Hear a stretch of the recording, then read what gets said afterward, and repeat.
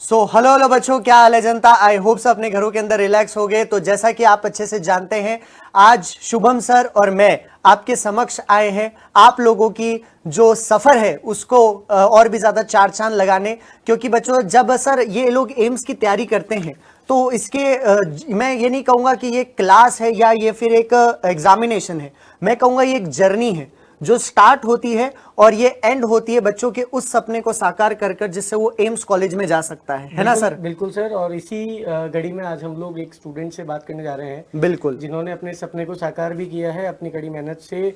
बिल्कुल AIIMS BSc nursing में admission भी लिया है। तो उसी कड़ी में आज हम उस बच्चे से बात करना चाहेंगे। बिल्कुल और मैं चाहूंगा कि आप उस बच्चे का इंट्रोडक्शन सभी को दें सर। बिल्कुल। तो जैसा कि बच्चों, आप जिस सफर में हैं उस सफर को अच्छे से उस सफर को जी कर उस सफर को हासिल कर कर है ना, अपनी कामयाबी को आज परचम लहरा कर है ना, आज हम आपके सामने लाए हैं प्रेरणा, एक हमारी स्टूडेंट, एक ऐसी बीएससी नर्सिंग की स्टूडेंट जो आज एम्स ऋषिकेश में है at present.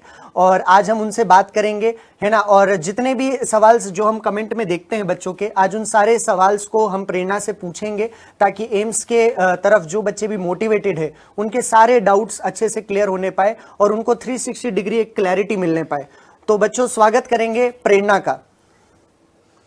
Thank you sir, thank you for inviting me. और मैं थोड़ा अपने बारे में इंट्रोडक्शन दे देती हूँ। मैं प्रेरणा और करेंटली मैं एम्स नर्सिंग बीएससी ऑनर्स का कोर्स कर रही हूँ एम्स ऋषिकेश से। और करेंटली अभी मैं 3rd ईयर स्टूडेंट हूँ यहाँ पे। अच्छा, तो सबसे पहले प्रेरणा, थैंक यू, आपने इतना अपना समय भी निकाला और हमें टाइम दिया। बिल्कुल, सबसे पहले मैं आपसे यही पूछना चाहूँगा कि कैसी जर्नी थी यार ये, है ना, 12th के साथ साथ में सब चीज़ें प्रिपेयर करना, फिर एक टफ कंपटीशन मैं कह सकता हूँ, उस टफ कंपटीशन को क्लियर करना, मतलब मन में क्या था, ये सब चीज़ें किस तरीके से चली, किस तरीके से सब मैनेजेबल रहा, इसके बारे में थोड़ा सा अगर तुम बताओ तो। सर वैसे तो एकदम ऑनेस्ट अगर रिव्यू दो तो ऐसा था कि मेडिकल की जो प्रिपरेशन थी वो तो चल ही रही थी। तो मेन फोकस तो वैसे सभी बच्चों को ऑलमोस्ट वैसे होता ही है, नीट ही होता है, उसी की प्रिपरेशन चल रही थी। बट फिर एक अटेम्प्ट देने के बाद भी मुझे ऐसा लगा कि चलो ठीक है। और भी मतलब अटेम्प्ट दे, जब मैं नेक्स्ट अटेम्प्ट दिया तो मुझे लगा कि एम्स नर्सिंग भी एक अच्छा ऑप्शन है।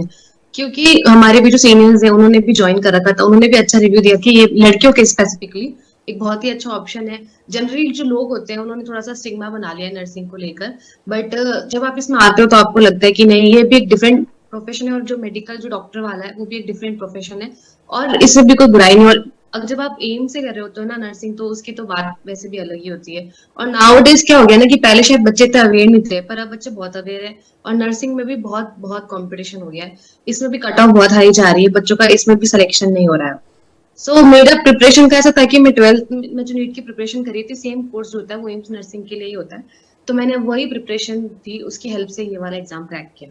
बिल्कुल प्रेरणा, तो मैं आपसे पूछना चाहूँगा कि जैसा कि आपने कहा, बहुत सारे जगह ये देखा गया है कि लोग एम्स को एज अ सेकेंडरी ऑप्शन मानते हैं, ठीक है। हाँ। तो आप उन बच्चों के लिए मोटिवेशन का एक कारण बन सकती हैं। आप उन बच्चों को गाइड करिए कि नर्सिंग प्रोफेशन अगर कोई भी बच्चा ऑप्ट करता है तो इन फ्यूचर उसके लिए क्या क्या गेट्स ओपन होंगे और इन फ्यूचर वो कैसे एक सक्सेसफुल पाथ की तरफ चल सकता है।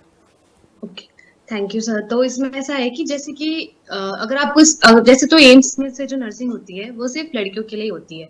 तो जो होता है बीएससी ऑनर्स कोर्स, जो हमारा UG course undergraduate course है ना, तो ये सिर्फ लड़कियों के लिए ही होता है। तो इसमें ऐसा है कि अगर आप पहले आपको यूजी करनी होती है, फिर आप अगर आप एमएससी कर रहे हो तो वो आपका पीजी कोर्स हो जाता है, वो 2 साल का होता है। और जो एम्स जो यूजी होता है ऑनर्स, वो 4 साल का होता है। इस 4 साल में भी जो लास्ट के जो 6 मंथ होते हैं वो हमारे इंटर्नशिप के होते हैं। इसमें अब जब आप यूजी कर रहे होते हैं ना, तो उसके आपके बाद अभी ऐसा है कि जो नॉर्सेट जो है वो आप यूजी के बाद ही दे सकते हो। नॉर्सेट जो होता है वो एंट्रेंस एग्जाम है, जो सारे जो भी ऑल ओवर इंडिया जो नर्सिंग कर रहे होते हैं ना, वो उनके लिए होता है। उसके थ्रू आप एम्स में ही नर्सिंग ऑफिसर के लिए अप्लाई करते हो। अगर आपको, ये तो हो गया जॉब के परस्पेक्टिव से, अगर आपको इसमें नहीं जाना है तो आप एमएससी के लिए भी अप्लाई कर सकते हो। उससे आप पोस्ट ग्रेजुएट हो जाओगे एक स्पेशलिटी के अंदर। और उसके बाद आप 1 साल का उसके अंदर हमें टीचिंग कोर्स भी एक्सपीरियंस चाहिए होता है, तो उसके बाद आप एम्स में ट्यूटर भी के लिए भी अप्लाई कर सकते हो।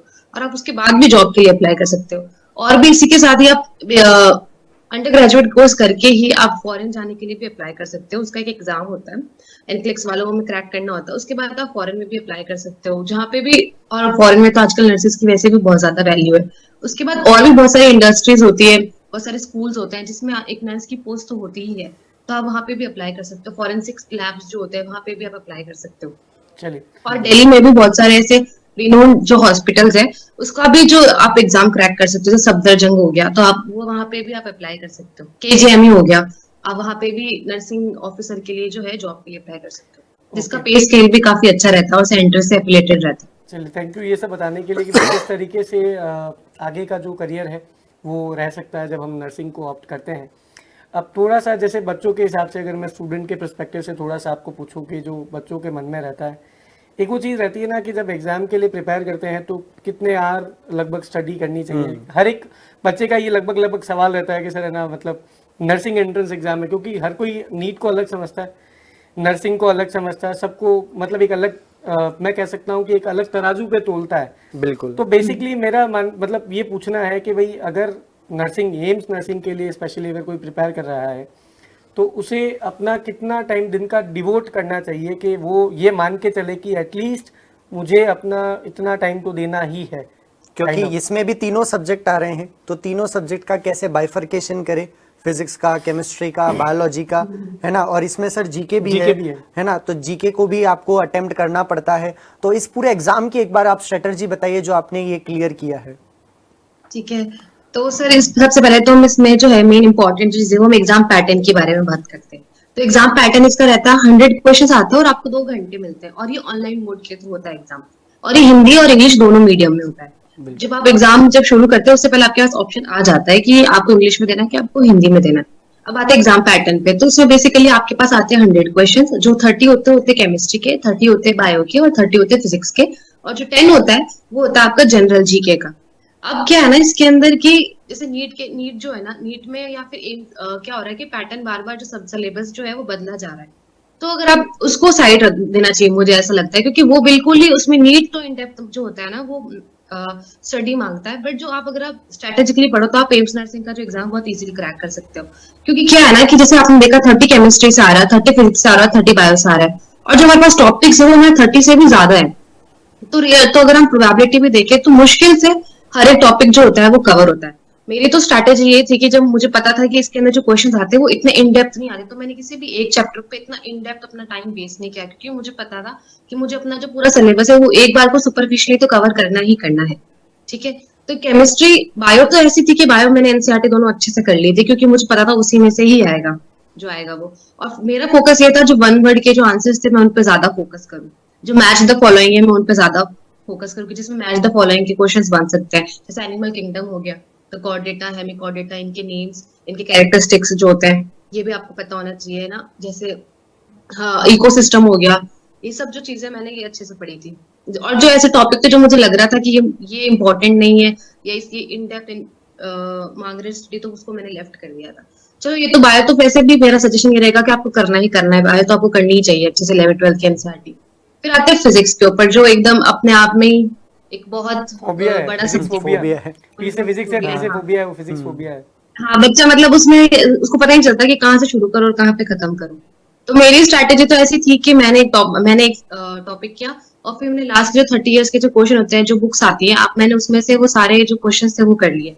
और इसमें मेरा फोकस ये था कि जो डायरेक्ट फॉर्मूला बेस्ड क्वेश्चन है मैं वो करूँ, उस पर ज्यादा ध्यान दूं, अपने फॉर्मूला याद रखूं, जैसे ट्रांजिस्टर हो गया।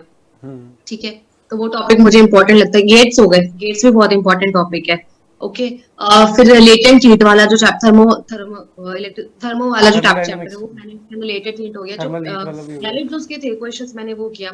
एक समय इलेक्ट्रिसिटी वाला जो चैप्टर है, जो मैग्नेटिक वाला चैप्टर है, उसके जो वायर्स के जो टॉर्नाइड सोलेनॉइड, ये जो टॉपिक्स है ना, कि कब उसका इलेक्ट्रिक फील्ड जीरो हो जाता है, जो डायरेक्ट क्वेश्चंस है, जो डायरेक्ट कंसेप्ट है, वो मैंने अच्छे से याद कर लिया, क्योंकि मेरे तो टाइम पे यही क्वेश्चंस आए थे। और मुझे पता था कि अगर ये होंगे तो ठीक है। और मेरा ऐसा था कि फिजिक्स में ऐसा भी नहीं था, मेरी स्ट्रैटेजी ऐसी नहीं थी कि मुझे सारे के सारे क्वेश्चंस करने हैं, क्योंकि इसके अंदर नेगेटिव मार्किंग भी होती है। सेम स्ट्रैटेजी मेरी केमिस्ट्री में भी थी, कि जो मुझे लगा था कि टॉपिक इंपॉर्टेंट, जैसे मैंने पी ब्लॉक पे भी मैंने अगर ज्यादा फोकस दिया होगा तो मैंने सिर्फ हाइब्रिडाइजेशन और इन पे दिया होगा।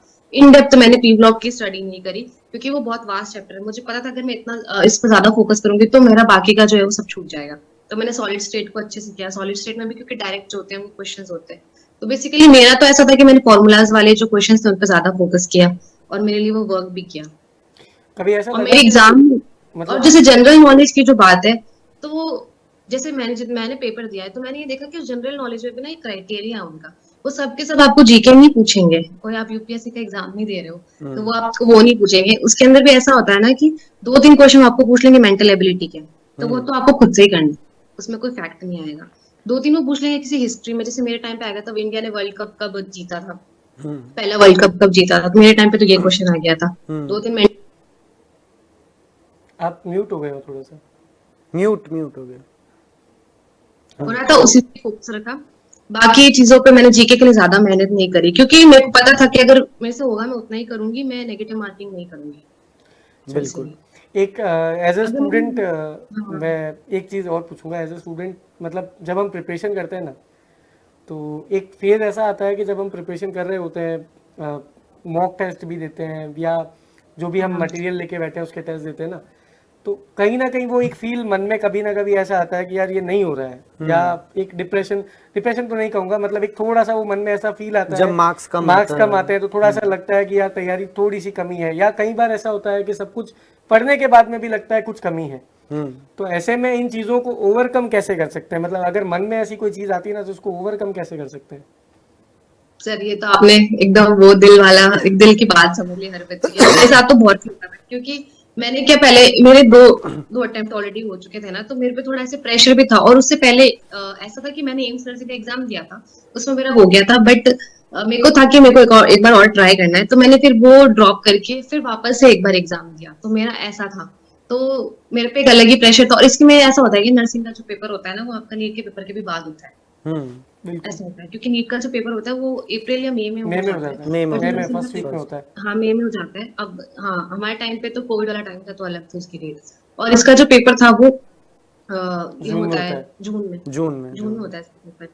तो वैसे ही बच्चों के लिए अच्छा है कि अगर उसको ऐसा लग रहा है, स्पेशली फॉर गर्ल्स, की उनका अगर एक नीट का अगर नहीं हो पा रहा है, तो अपना पूरा फोकस जो है वो इसके ऊपर लगा दे। उसमें फिर वो उसको ये नहीं सोचना है ना कि होगा नहीं होगा, होगा नहीं होगा। उसका कॉन्फिडेंस रखना है कि एक जो एम्स नर्सिंग है वो भी अच्छा ऑप्शन है, अगर वो अच्छे से करती है और ज्यादा भी नहीं पढ़ती, थोड़ा भी पढ़ती है ना, तो भी उसका इसमें सिलेक्शन हो सकता है।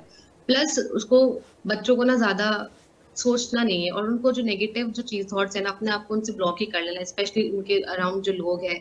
ठीक है, हुआ तो हुआ, नहीं हुआ तो नहीं हुआ, it's a competitive exam, we can't do anything at the end बिल्कुल। ना। तो अपनी तैयारी जो है उसको अच्छे से रखिए। सबसे और मुझे भी ऐसा लगता है, मेरे टीचर्स ने भी मुझे यही सजेशन दिया था कि जितना ज्यादा क्वेश्चंस करोगे तो ज्यादा तुम्हें कंसेप्ट पता चलेंगे। तो परेशान होके बैठने से अच्छा है कि आप क्वेश्चंस ही कर लो, मेरा तो यही मानना है। और अगर बिल्कुल। आपको ब्रेक चाहिए तो आपको ब्रेक भी लेना चाहिए। Talk to your parents, talk to your friends, they will motivate you. बिल्कुल। और मेरी तो यही स्टाइल है। अभी जो जैसे एम्स का जो नर्सिंग का फॉर्म है वो आउट हो चुका है, तो जो बच्चों ने भी हाँ फॉर्म भरा है ना, आप ज़रा उनको मोटिवेट करिए एम्स के प्रति के एम्स में क्या क्या पर्क्स हैं, एम्स की लाइफस्टाइल कैसी है ना सर, बिल्कुल। ताकि उन्हें मोटिवेशन हो कि हाँ भैया जाना है तो एम्स कॉलेज में हमको जाके नर्सिंग करनी है। तो आपकी लाइफस्टाइल अभी ठीक है। कैसी चल रही है, एम्स में जाकर आपकी क्या जिंदगी बदली बताइए। वैसे तो अगर मैं एकदम ही ऑनेस्ट रहूंगी तो it is a very hectic, मतलब बहुत हैक्टिक शेड्यूल होता है इसका भी ना। जैसे हर एम्स का जो होता है, जो एम्स नर्सिंग होती है ना, वो आईएमसी से ना हमारा सिलेबस और हमारा शेड्यूल और पूरा सब कुछ जो होता है वो हमारा वहीं से ही होके आता है, इंडियन काउंसिल ऑफ नर्सिंग ना, तो वहीं से ही आता है। नर्सिंग में ऐसा होता है कि हर ईयर में ना आपके कुछ आवर्स होते हैं, तो उसके अकॉर्डिंग आपकी क्लिनिकल ड्यूटी लगती है, तो वो आपको कंप्लीट करने होते हैं। फर्स्ट ईयर से ही जो है वो हमारी क्लिनिकल ड्यूटी शुरू हो जाती है। दैट मीन्स कि हमको 5 आवर्स या 4 आवर्स हमारी सुबह क्लिनिक, जैसे मेरा शेड्यूल ऐसा रहता है कि 8 to 1 में रहती हूँ क्लिनिकल, अपनी क्लिनिकल हॉस्पिटल में, फिर 1 to 2 मेरा लंच होता है, फिर 2 to 5 मेरी क्लासेस होती है, थ्योरी क्लासेस, और उसके बाद हमारा ऑफ हो जाता है कॉलेज। फिर उसके बाद हम हॉस्टल आते हैं, फिर हमारा पूरा हॉस्टल का शेड्यूल होता है। और ऐसा है ना, हर साल इसका यही फॉर्मेट रहता है कि आपको मेन फोकस इनका ये है कि बच्चा जो है क्लिनिकली स्किलफुल हो। नहीं, तो जैसे मैं वही और बताऊँ ना आपको, जो if one is having a sorry noble work ना, मतलब जब हम किसी नोबल वर्क को कर रहे होते हैं ना, तो वो वर्क हमेशा हेक्टिक ही होता है, ये हमेशा याद रखना। जब भी आप नोबल वर्क कर रहे हो ना, it will always be hectic. पर ये देखिए ना हाँ सर, इनकी बिल्कुल। क्लिनिकल प्रैक्टिस कितनी स्ट्रांग स्ट्रांग वर्क कर होती रही है, है, मतलब फर्स्ट ईयर से ही बच्चे को क्लिनिकल क्लिनिकल प्रैक्टिस में प्रैक्टिस में डाल डालते देते हैं। हैं, ऐसे नहीं कि लास्ट ईयर में जाके डाल रहे हैं, तो बच्चा एकदम और फुल ट्रेंड हो जाता है एक तरह से। और जब आप हॉस्पिटल में जाएंगे ना, आप देखेंगे, क्योंकि मेडिकल में ऐसा है कि जो डॉक्टर है वो ट्रीटमेंट करेंगे, but nurses are the one who will take care of the patient. बिल्कुल। बिल्कुल, ऐसा है। तभी तो ठीक नोबल है, वर्क हुआ इसमें ना। ऐसा है कि डॉक्टर साहब आपको ट्रीटमेंट दे सकता है, वो उनकी भी गलती नहीं है, वो भी हर जगह हर पेशेंट को पर्सनल अटेंशन दे सकते हैं।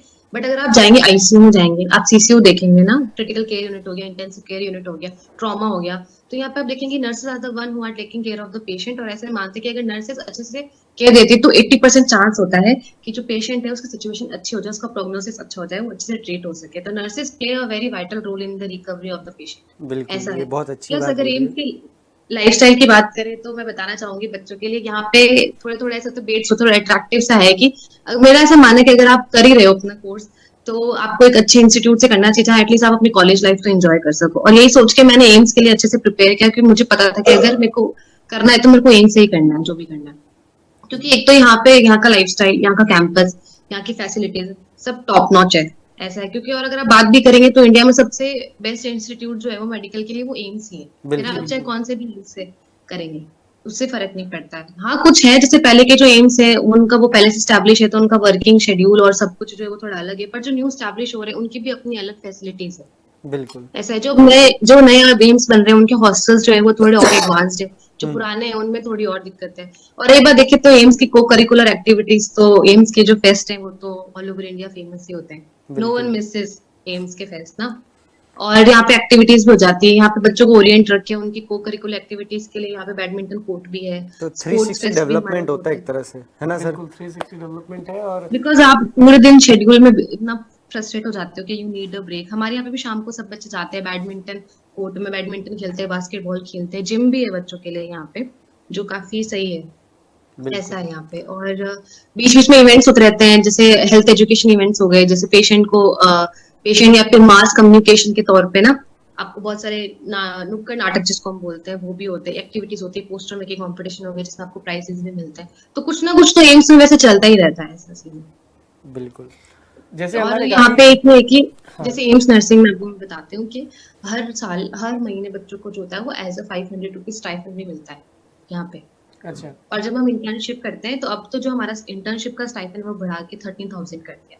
तो जो हमारी 6 महीने की जो इंटर्नशिप होती है उसमें 13,000 मिलते हैं आपको। चलिए बहुत बढ़िया, ये ये तो तो अच्छी बहुत बात है। बढ़िया है सर और कि इंटर्नशिप में इंटर्नशिप में भी आपको अमाउंट मिल रहा है। बहुत से ऐसे सर हैं जहाँ पे इंटर्नशिप का अमाउंट भी नहीं नहीं मिलता मिलता है, है, नहीं नहीं तो बढ़िया है ये तो। वो तो बहुत बढ़िया बात अब है। जैसे ना काफी सारे हमारे स्टूडेंट्स हैं जो 12th के साथ में ना जैसे नर्सिंग का एम कर रहे हैं, है ना। हाँ तो जैसे हमारे उत्कर्ष में जैसे हमारा 12th का जो कोर्स चलता है ना, तो वहाँ पे एक ऑफर में क्या हो रहा है कि 12th में बच्चे नर्सिंग एंट्रेंस एग्जाम के हिसाब से भी एनरोल हो रहे हैं। बिल्कुल। तो उन बच्चों के लिए भी आप एक बार ये चीज़ बता सकते हैं कि भाई 12th के साथ नर्सिंग क्लियर की जा सकती है अगर पूरी मेहनत उसमें रहे तो। हाँ सर बिल्कुल, मेरे को तो ऐसा लग रहा है कि जो 12 के साथ कर रहे हैं ना वो तो बहुत ही वाइस डिसीजन ले रहे हैं, क्योंकि वो बिल्कुल भी कंफ्यूज नहीं है। क्योंकि अगर मैं अब जब यहाँ पे हूँ तो मेरे साथ के जो बच्चे हैं, आजकल के जो पेरेंट्स हैं, हम तो शायद इतना वो नहीं थे, बट आजकल के जो पेरेंट्स हैं, आजकल के जो बच्चे हैं, वो बहुत ज्यादा अवेयर है, they are not dealing it, क्योंकि उन्हें भी पता है कि हुआ तो ठीक है, नहीं हुआ तो ठीक है, कॉम्पिटिशन ऐसा है। तो जी बहुत सारे मेरे साथ जो बच्चे हैं उन्होंने 12 के बाद ही ज्वाइन कर लिया और वो अच्छे से अपना कोर्स भी कर रहे हैं। और प्लस है कि उनके बाद एम्स नर्सिंग करने के बाद भी उनके पास बहुत सारा टाइम है ना फिगर आउट करने के लिए कि उन्हें क्या करना है। क्योंकि जो नॉन सेट का पेपर होता है ना वो आप 30 इयर्स तक ही दे सकते हो, उसका एक क्राइटेरिया है। तो बिल्कुल। जितना आप डिले करोगे, आपकी 4 साल की तो ये डिग्री है, फिर उसके बाद भी आपको कॉम्पिटेटिव एग्जाम देना है। तो मेरे ख्याल से तो ये बहुत अच्छा डिसीजन है कि अगर आप 12 के साथ ही सोच रहे हैं इसको लेने का। प्लस क्या होता है ना कि जब आप 12 के साथ कर रहे हैं तो आपको कॉम्पिटेटिव एग्जाम का थोड़ा क्या होता है, बच्चे थ्योरी पे ज्यादा, बोर्ड्स पे ज्यादा फोकस करते हैं। हम्म। पर अगर आप इसके लिए भी कर रहे हो तो आपको कॉम्पिटेटिव एग्जाम जैसे उत्कर्ष आप ही आपने इनिशिएटिव शुरू किया, वो भी अच्छा है कि बच्चों को थोड़ा कॉम्पिटेटिव एग्जाम के जो क्वेश्चंस कैसे सॉल्व करने हैं वो भी थोड़ा उनको सिखाना है। तो आप जितना हो सके थ्योरी पे भी फोकस करिए, पर आप कॉम्पिटेटिव एग्जाम के भी जो क्वेश्चंस है सॉल्व करिए, क्योंकि एट द एंड आपको थोड़ी स्पीड आनी चाहिए। आपको फिगर आउट करना है वहां पे कौन सा कंफ्यूजिंग क्वेश्चन है, कौन सी नेगेटिव मार्किंग जो है वो आपको आपकी जो नेगेटिव मार्किंग की तरफ आपको लेके जा सकता है क्वेश्चन। क्योंकि फिर अगर आप क्योंकि नाउ डेज ना बहुत कंपटीशन हो गया है इसके अंदर। बिल्कुल और हो गया एम्स जो है कंपटीशन ना, इसके एम्स ने अंदर। अपना एक न्यू जैसे अभी जैसे पिछले 2 साल से मैं ही देख रही हूँ कि एम्स ने ऐसा कर दिया कि अगर आप 50% स्कोर नहीं करते हो अपने एग्जाम में, then you can't opt for counselling. जी बिल्कुल। सही। हाँ जो कट ऑफ भी अगर मैं बात करूँ ना तो जनरल जो पासिंग हाँ, क्राइटेरिया जनरल कैटेगरी के हिसाब से भी रखा गया है ना, तो तो 50। मिनिमम 50 रखा गया है। और मिनिमम। ओवरऑल अगर मैं कट ऑफ की बात करूँ तो जो रिसेंट कट ऑफ 2023 की जो मैंने देखी है उसमें मैं ये देख पा रहा हूँ कि अगर 100 में से 65 से अबव नंबर अगर नहीं आ रहे हैं तो सीट भी नहीं है, बिल्कुल सीट नहीं मिल रही है। बिल्कुल अब जनरल सर हमारे साथ में यही हो WSO रहा है। नहीं मिल रही है। नहीं मिल रही हो तो अब बच्चे ऐसा है कि जैसे हमारे यहाँ बाद जो बैचेस आए, मेरे ख्याल से जो मेरे बाद का जो बैच था उसी में ही ये सिस्टम उन्होंने शुरू कर दिया था। तो ऐसा है कि बच्चे, आप यकीन नहीं मानोगे कि बच्चे एलिजिबल ही नहीं है काउंसलिंग के लिए। जो सीट्स है वो खाली पड़ी है, पर उनको भरने के लिए बच्चे ही नहीं है, क्योंकि किसी ने 50% ज्यादा मार्क्स स्कोर ही नहीं किया है। तो काउंसलिंग में आएंगे ही नहीं। तो बच्चे कितने 95 बच्चे ही आए, 5 बच्चों की जो सीट है वो ऐसे खाली है। उसके बाद वाले बैच का भी यही है। तो मुझे तो लगता है आपको विदाउट डिले अच्छे से प्रिपरेशन करनी चाहिए और अपनी सीट सिक्योर करनी चाहिए। बिल्कुल। तो और अच्छे से कॉम्पिटिटिव एग्जाम में लास्ट 30 इयर्स के क्वेश्चन सॉल्व करिए, वो भी मोर देन इनफ है अगर आप उसको अच्छे से करते हैं और बार बार करते हैं तो। बिल्कुल चलिए, तो आपने मेरी तरफ बताया से प्रेरणा हाँ, कि बिल्कुल PYQ का क्या रोल है। PYQ का बहुत बड़ा रोल है। हाँ, वही आपने बताया कि PYQ यानी प्रीवियस ईयर क्वेश्चंस जो होते हैं उसकी प्रिपरेशन करना बहुत ज़रूरी होता है। ये हम भी मानते हैं, हर कॉम्पिटिटिव एग्जाम में अगर आप उसे क्रैक करना चाहते हैं तो आपकी स्ट्रेटेजी का पार्ट PYQ जरूर होना चाहिए, क्योंकि वो एक आपको आइडिया देंगे कि किस तरह का और किस अपकमिंग लेवल का, क्वेश्चंस कैसे हैं। हाँ, किस लेवल के ये क्वेश्चंस सब उसमें पूछे बिल्कुल जाते हैं। बिल्कुल। और ऐसा है कि बच्चों को ये भी सिखाना है कि आपका वहाँ फोकस है कि यू हैव टू स्कोर 100 में से 70 और Yes. 75 और 80 There मैक्स should be में। a deadline ना, there should be a deadline, 100 तो नहीं है, हाँ, there should be a deadline। क्योंकि वही ऐसा क्योंकि जितना अगर फिर आप सही करोगे करेंगे तो तो नेगेटिव, नेगेटिव में चला जाएगा। अगर एक भी गलत करते वन हैं थर्ड हाँ रहता है तो सर। फिर वो तो मार्क्स उतने ही आ One third जाएंगे। रहता तो है माइनस। कॉम्पिटिटिव एग्जाम में बच्चों आपको ये पता होना चाहिए कौन सा क्वेश्चन करना है और कौन सा क्वेश्चन नहीं करना है ना। सारे क्वेश्चन भी ये करने जरूरी नहीं होते हैं सर। जरूरी नहीं होता हाँ। सर। एक्चुअली मैं ऐसा समझता हूँ सर, मैंने मतलब मेरा जो पर्सनल मानना है हम्म वो ये मानना है कि if I am scoring 100 out of 100 and if I am scoring 90 to 95 hmm still I am getting the same college if for बिल्कुल। एग्जांपल, तो मैं क्यों एक रिस्क लूं, रिस्क फैक्टर नहीं ले क्यों लूं कि भाई जिसमें मैं ज्यादा अटेम्प्ट करूं और नेगेटिव ज्यादा हो जाए। नेगेटिव हो जाए। तो ये मेरा भी शुरू से मानना है कि भाई ये चीजें नहीं होनी चाहिए। बिल्कुल आपको जितनी डेडलाइन आपने अपने मन में डिसाइड कर रखी है उस डेडलाइन को आप पार करो, बट मोर देन दैट आप उससे ज़्यादा ट्राई करोगे तो एग्जॉस्ट हो जाओगे और फिर गलतियाँ होंगी, फिर फ्रस्ट्रेशन भी बढ़ती है पर्सन में, एक पर्टिकुलर स्टूडेंट में फ्रस्ट्रेशन बढ़ती है, फ्रस्ट्रेशन में फिर वो पूरा ही गलत कर देता है। पूरा गलत करे तो उसमें आपके पास टाइम लिमिट भी तो कम है। मैं अपना बताती हूँ आपको कि जब मैं पेपर करके आई थी तो मेरा फोकस था कि मैंने अपने बायो के सारे क्वेश्चंस किए थे 30 अक्टूबर, क्योंकि वो मैं कर सकती थी और मुझे लगता है कि वो आपको करने ही होते हैं। वो तो आपको अपने साइड रखना ही है कि इसमें से मेरे क्वेश्चन गलत नहीं होंगे।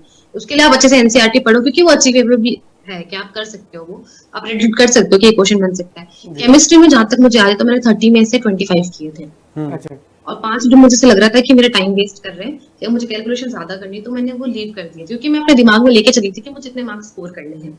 और मुझे केमिस्ट्री और फिजिक्स था, मुझे याद है उसमें मैंने 20 ही किए थे सिर्फ। और जब मैं वापस एग्जाम, और मेरा एग्जाम हो गया था टाइम पे, क्योंकि 2 घंटों में आपको सब कुछ करना है। तो मैं जब आई थी बाहर एग्जामिनेशन सेंटर से, मुझे इतना पता था कि मेरा टारगेट ये वाला एम्स है, मुझे ये तो मिल ही जाएगा।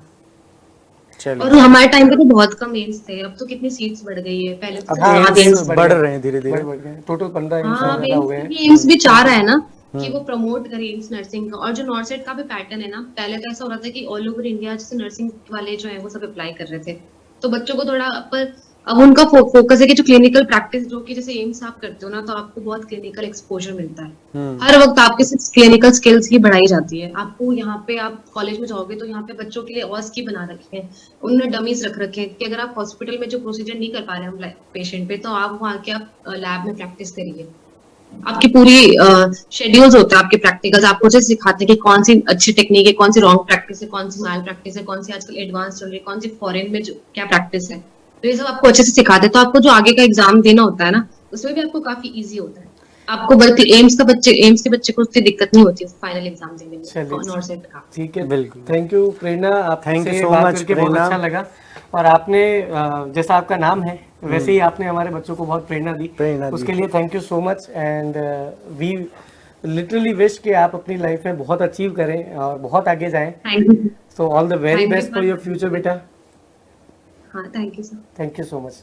तो बच्चों, जैसा कि आपने देखा, प्रेरणा आज आपके समक्ष थी। उन्होंने अपना एम्स के प्रति जो भी एक्सपीरियंस है वो आपसे शेयर किया। आई होप सर बच्चे मोटिवेट हुए होंगे एम्स को लेकर। बिल्कुल, है ना? प्रेरणा की बातें सुनकर और समझकर आपको लगा होगा कि किस तरीके से आपको अपनी प्रिपरेशंस को बेस्ट करना है और बढ़िया बनाना है और एम्स नर्सिंग के एग्जाम को क्लियर करना है। हम चाहते हैं कि हमारे स्टूडेंट्स भी जो हमें देख रहे हैं वही हमें इस तरीके से एक और इंटरव्यू दें जैसा प्रेरणा बिल्कुल, ने जैसे दिया। नेक्स्ट ईयर सर हम यहीं पे स्टूडेंट्स का इंटरव्यू लें, है ना? बिल्कुल। और हम बहुत वो कहते हैं ना अप्रेज होंगे कि हमारे पढ़ाए हुए बच्चे आज एम्स के हर मेडिकल कॉलेज में है। बिल्कुल बिल्कुल बिल्कुल। तो बच्चों इसी के साथ आज का सेशन हम खत्म करते हैं, ठीक है? मिलेंगे आपको ऐसे ही अमेजिंग सेशंस के साथ आगे भी। Thank you so much. Thank you. Utkarsh nursing entrance exam के सभी कोर्सेज पर चल रहा है होली हंगामा, और इस होली हंगामा के चलते सारे कोर्सेज पर चल रही है बच्चों 90% की भारी मात्रा की छूट। तो इस छूट का लाभ उठाना नहीं भूलना है। इसकी लास्ट डेट है 28 मार्च।